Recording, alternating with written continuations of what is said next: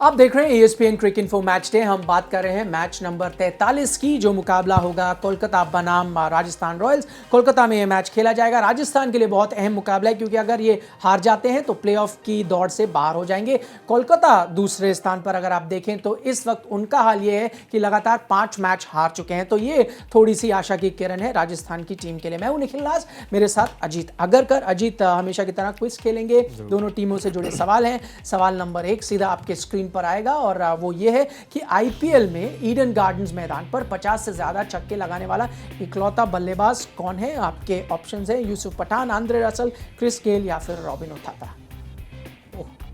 50 से ज़्यादा छक्के आंद्रे रसल ने इस साल ही शायद 50 मार दिए। रॉबिन उथप्पा। गलत जवाब। आपने पहले सही जवाब दिया, मुझे लगा आप ऑलरेडी हो गए उसके 50 जैसे आपने बोला। मुझे लगा शायद ट्रिक क्वेश्चन हो। नहीं, ट्रिक क्वेश्चन नहीं है। हम थोड़े कई बार सिंपल भी सवाल पूछ लेते हैं। ठीक है, चलिए दूसरे सवाल का हम रुख कर लेते हैं। वो ये कि आईपीएल में ईडन गार्डन्स पर हैट्रिक लेने वाला इकलौता गेंदबाज कौन है। मखाया एंटीनी, लक्ष्मीपति बालाजी, प्रवीण कुमार या फिर सुनील नरेन। ओह, बालाजी। गलत। ओह, सुनील नरेन। गलत। ओह, ये बहुत टफ सवाल था, किसी को याद ही नहीं होगा। हाँ, मखाया एंटीनी ने ये करा था 2008 में।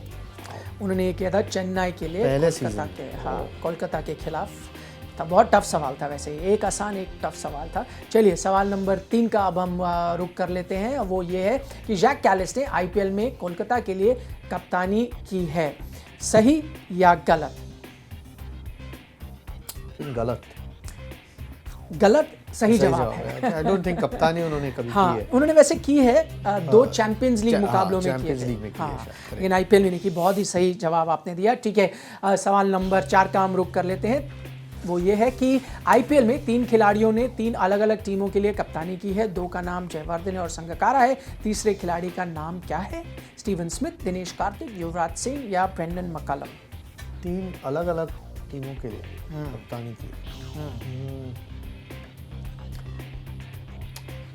थोड़ा आसान हो जाता है, आप लॉजिकली अगर स्टीव स्मिथ होंगे शायद। सही जवाब, क्योंकि राजस्थान दिनेश रॉयल्स। कार्तिक पहले कप्तान तो नहीं थे, तो ना युवराज सिंह शायद सिर्फ किंग्स 11 के लिए थे कप्तान थे, और ब्रेंडन मैकलम केकेआर के लिए उन्होंने कप्तानी की सिर्फ। तो आपका सही जवाब स्टीव स्मिथ है। 3 टीमें वो थी राजस्थान रॉयल्स, पुणे वॉरियर्स और राइजिंग पुणे सुपर जायंट्स। वो 2 टीमें थी। हाँ, वो 2 अलग अलग टीमें थी, एक शहर लेकिन 2 टीमें। बिल्कुल सही जवाब। आखिरी सवाल नंबर 5 इस मैच से जुड़ा वो ये है कि राजस्थान के लिए एक आईपीएल सीजन में सबसे ज्यादा विकेट लेने वाला गेंदबाज कौन है। Shane Warne, James Faulkner, Sohail Tanvir या फिर जोफ्रा आर्चर। आई थिंक ये सोहेल तनवीर है।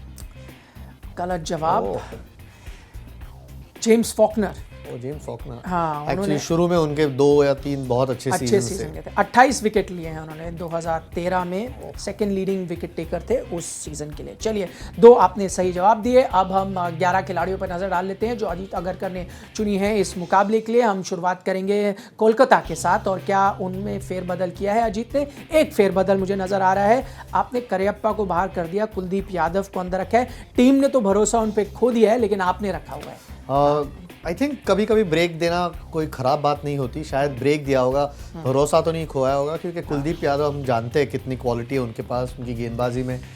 कभी कभी हर गेंदबाज या बल्लेबाज का होता है कि फॉर्म नहीं होता, चाहे आप कितनी भी कोशिश कर लो।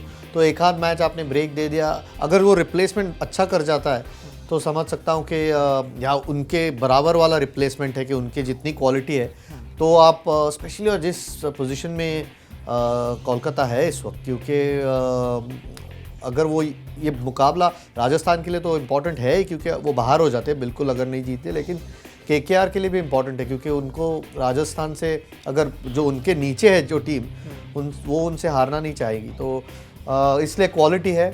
इस साल थोड़ा सा मुश्किल रहा है आईपीएल में, लेकिन ज़्यादा देर तक इनको बाहर रखना नहीं चाहिए, क्योंकि ये मैच विनिंग गेंदबाज है। चलिए एक फेरबदल किया उन्होंने कोलकाता की टीम में। क्या उन्होंने कोई बदलाव किए हैं राजस्थान रॉयल्स की टीम में, उस पर हम नज़र डाल लेते हैं। एक आपने फेरबदल यहाँ पे किया है, लेकिन ये आपको जिसको कहते हैं फोर्स चेंज करना पड़ रहा है, क्योंकि बेन स्टोक्स घर जा रहे हैं, इसलिए आप लाए हैं ओशेन थॉमस। हाँ बिल्कुल, आई थिंक बेन स्टोक्स बहुत निराशाजनक उनका प्रदर्शन था इस साल आईपीएल में। उम्मीदें बहुत होंगी राजस्थान को, क्योंकि वो एक ऐसे खिलाड़ी है जो गेंदबाजी से या बल्लेबाजी में दोनों में मैच जिता सकते हैं। हुआ नहीं है, लेकिन ओशेन थॉमस इसलिए पिक किया है क्योंकि गति है उनके पास, और आंड्रे रसल जैसे खिलाड़ी के खिलाफ आपको कोई तो एक एक्स फैक्टर ज़रूरी है अटैक में होना है उनके पास, जोफ्रा आर्चर। लेकिन और एक वो छोटा ग्राउंड है, केकेआर का हमने देखा है कैसी बल्लेबाजी वहाँ करते हैं आंड्रे रसल। तो ओशेन थॉमस स्पीड है, अगर विकेटें लेते हैं शुरू में नई गेंद से, और जब आंड्रे रसल बाद में अगर आते हैं उनके खिलाफ थोड़ा एक तेज़ एक्स्ट्रा पेस वाला गेंदबाज हो, तो शायद राजस्थान को मदद करेगा अटैक में। तर्क आपने सही दिया कि आपको एक चाहिए आंद्रे रसल के खिलाफ ऐसा। बस एक परेशानी यहाँ पर आ जाती है, सिर्फ 6 बल्लेबाज रह जाते हैं राजस्थान के पास। क्या ये रिस्क लेना चाहिए उनको? आई थिंक जोफ्रा आर्चर बल्लेबाजी करते हैं, ज़रूरत पड़ गई तो 7 या 8 नंबर पे श्रेयस गोपाल है।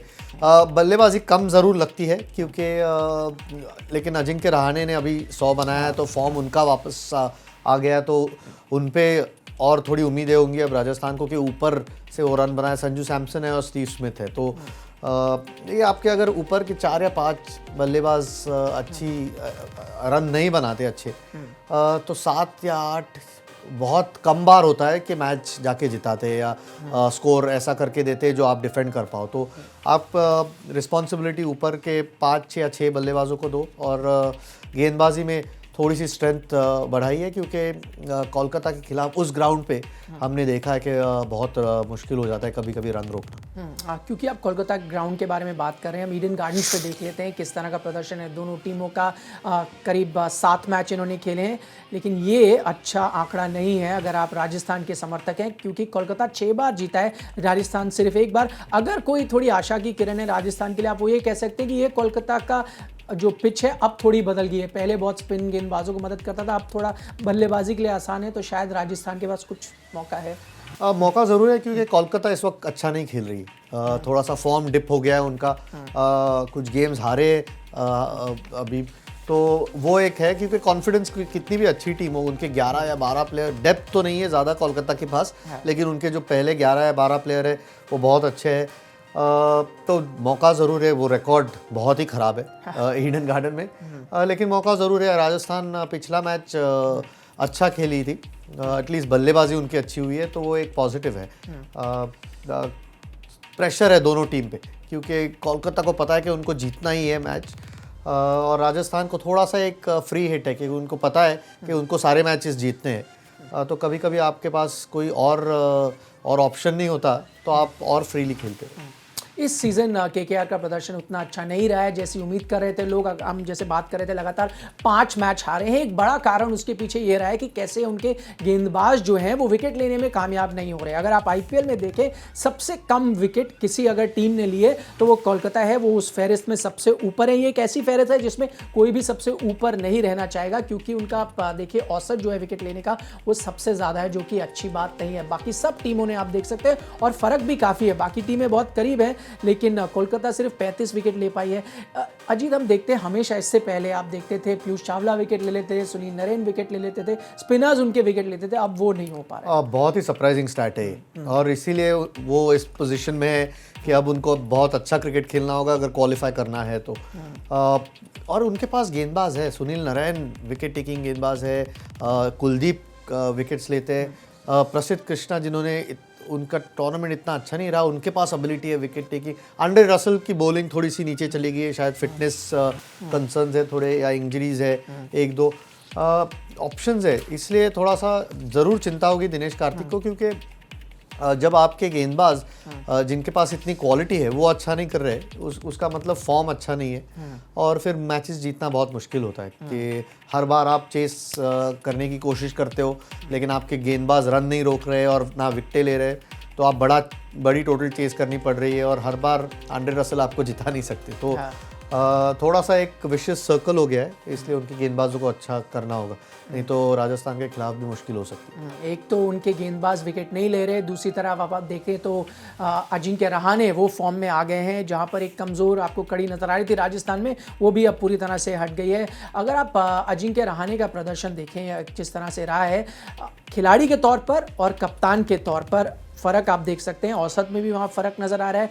कुल रन तो आप देखें वो बहुत अलग हैं ही, क्योंकि मैच भी 112 खेले हैं वो सिर्फ बतौर खिलाड़ी, और कप्तान सिर्फ 24। थोड़े फ्री हो गए आप मानते हैं? कप्तानी की जब बागडोर गई है तो अजिंक्य रहाणे द बैट्समैन नज़र आ रहे हैं। आंकड़ों में तो ज़्यादा फर्क नहीं है, सिर्फ औसत थोड़ी सी ज़्यादा है। हाँ, बट स्ट्राइक रेट सिमिलर है। प्रेशर ज़रूर हटा होगा, क्योंकि आप हमने पहले भी इसके बारे में बात की थी कि जब कप्तान होते हो आपके पास 100 और चीज़ें आपको करनी पड़ती है, selections, team meetings, press conferences, interviews, उसमें आपकी एनर्जी लग जाती है। कभी कभी आपको उतना समय मिलता नहीं अपने गेम पे वर्क करने के लिए, तो शायद वो एक प्रेशर निकल गया है। लेकिन उनकी इनिंग बहुत रिफ्रेशिंग थी उस दिन, जो उन्होंने 100 बनाया कि फ्रीली खेले, ज़्यादा सोच नहीं रहे थे। शायद वर्ल्ड कप का सिलेक्शन हो गया है, वो एक दिमाग से अब एक प्रेशर हट गया है। फ्री खेलते हुए नज़र आए जब ओपन किया उन्होंने, कि ये नहीं सोच रहे थे कि मैं सर्वाइव करूंगा और बाद में सेट होके रन बनाऊंगा। शुरू से उन्होंने अटैक किया और हमने देखा है कितने शॉट्स से उनके।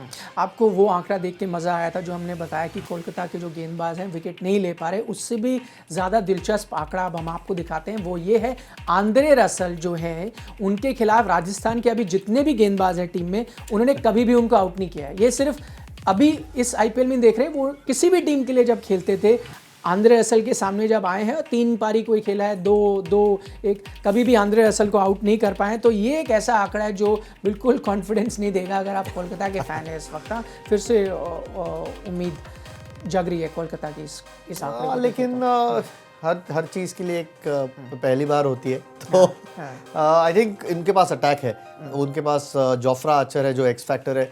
अगर ओशेन थॉमस खेलते हैं, वो एक उनके पास ऑप्शन है। श्रेयस गोपाल इस पिच पे शायद उनका उतना इफेक्टिवनेस ना हो, क्योंकि छोटा ग्राउंड है, लेकिन लेग स्पिनर है, कभी भी अच्छी गेंदबाजी करेंगे तो मौका ज़रूर मिलेगा। थोड़ी सी उछाल है ये नई ईडन गार्डन के पिच पे, तो नए बॉल से अगर धवल कुलकर्णी अच्छी गेंद करते हैं तो उनको मदद मिल सकती है। लेकिन आंद्रे रसल जिस वक्त आते हैं तब आई थिंक उनके बेस्ट बॉलर्स, अगर ओशेन थॉमस खेलते हैं तो और जोफ्रा आर्चर, वो उनसे अटैक करना ज़रूर चाहेंगे, क्योंकि इस वक्त अगर हम आंकड़े उनके देखें इस साल, तो कोई भी टीम उन्हें रोक नहीं पाई है। तो शायद जो गेंदबाज राजस्थान के पास है, उन्होंने उनको पहले आउट किया ना, उसका फ़र्क नहीं पड़ेगा, क्योंकि जिस फॉर्म में ये है किसी भी गेंदबाज के लिए वो मुश्किल है। एक चीज़ वो कर सकते हैं, उम्मीद कर सकते हैं। आखिरी बार आंद्रे रसल ने कहा मैं नंबर 4 पे बल्लेबाजी करूंगा, उनको और नीचे नंबर 7 पे भेज दिया। ये एक उम्मीद है शायद राजस्थान के लिए कि वो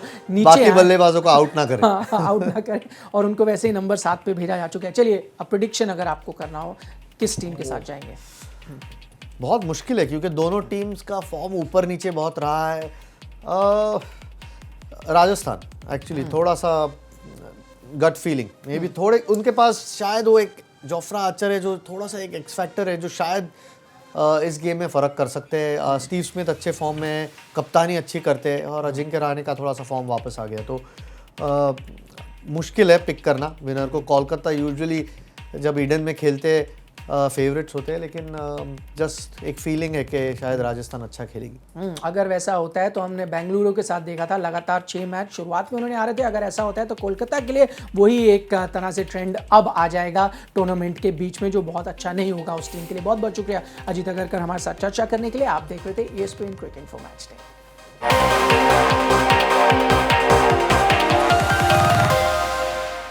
अगर आपको ये वीडियो पसंद आया तो लाइक, शेयर और सब्सक्राइब करना मत भूलिए। आप अपने कमेंट्स नीचे कमेंट बॉक्स में छोड़ सकते हैं। नोटिफिकेशंस के लिए बेल आइकॉन यानी इस घंटी पर क्लिक कीजिए।